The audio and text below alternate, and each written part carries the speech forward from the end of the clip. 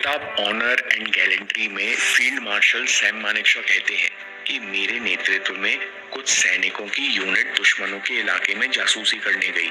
Mission सफल रहा, पर वापस लौटते समय दुश्मन को भनक लग गई और दुश्मन ने हमको घेर लिया। गोलीबारी में मानेकशॉ के पैर में गहरी चोट लगी। उनके पास ऑप्शन था कि वो एक सैनिक की मदद से भाग जाएं, लेकिन मानेकशॉ ने भागने से मना कर दिया और कहा, हम सब लड़ते हुए बाहर निकलेंगे। उन्होंने पूरी टीम के साथ दुश्मनों का सामना किया और अपनी यूनिट के हर एक सैनिक को सुरक्षित लौटा कर लाए। मानेकशॉ साहब किताब में लिखते हैं कि हार और जीत का अंतर केवल साहस और दृढ़ निश्चय का होता है। कभी डरे हुए मन से सलाह मत लो। Never take counsel of your fears. साहस का मतलब सीना ठोकना नहीं होता, बल्कि साहस का मतलब होता है मुश्किल समय में सही काम करना। ये साहस केवल लड़ाई के मैदान में नहीं, बल्कि अपने जीवन में भी लाना होगा।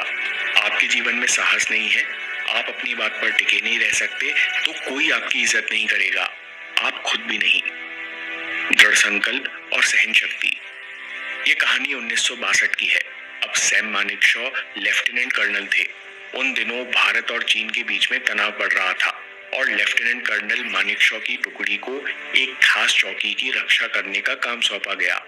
ये चौकी भारत चीन सीमा पर दुर्गम बर्फीले पहाड़ों में स्थित थी और आगे बढ़ती हुई चीनी सेना को पहाड़ों में रोकने वाली आखिरी पोस्ट थी। एक सर्द सुबह इस पोस्ट पर दो तरफ से हमला शुरू हुआ। पूरे दिन मानेकशॉ और उनके जवान लगातार हमलों का सामना करते रहे।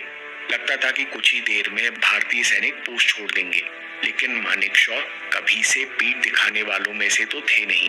उनकी टुकड़ी जवाबी हमला करती रही। दिन भर लड़ाई के बाद रात अपने साथ परीक्षा लेकर आई। भयानक बर्फ का तूफान चला। सारी कम्युनिकेशन लाइनें ठप हो गई और सारे पहाड़ी रास्ते बंद हो गए। भारतीय सेना से कब मदद आएगी कुछ कह नहीं सकते। अब मानेकशॉ और उनकी टीम अकेले थे। बहुत कठिन परिस्थिति थी।